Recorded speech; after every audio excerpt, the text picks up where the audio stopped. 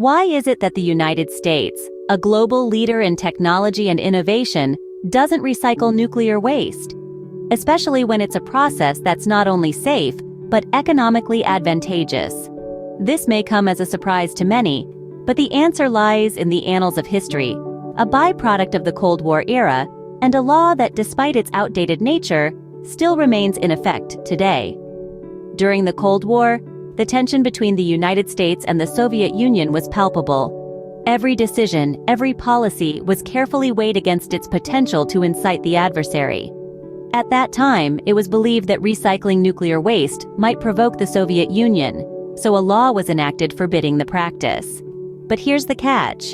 The Soviet Union dissolved in 1991. That's over 3 decades ago. Yet this law remains unchanged. Across the Atlantic, our allies in France have been successfully recycling nuclear waste for years. They've demonstrated its safety and efficiency, with over 80% of their power coming from nuclear sources, and they reprocess as much waste as possible. In the United States, we generate 20% of our electricity from nuclear power. If we were to recycle nuclear waste, we could reduce fuel costs by 6%.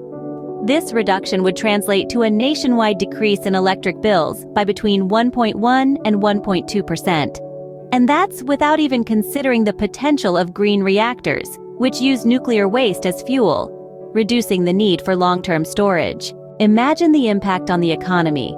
The electrical grid powers every business. A 1.2% decrease in electricity prices could exert a deflationary pressure across the entire economy. The rationale for the ban on recycling nuclear waste no longer exists. Our allies have proven its safety and effectiveness. So, why don't we repeal this outdated law and start reprocessing? The benefits are clear, not only from an economic and environmental perspective, but also in terms of employment. The introduction of nuclear waste recycling in the United States could create a wealth of skilled jobs with potential earnings in the 6-figure range.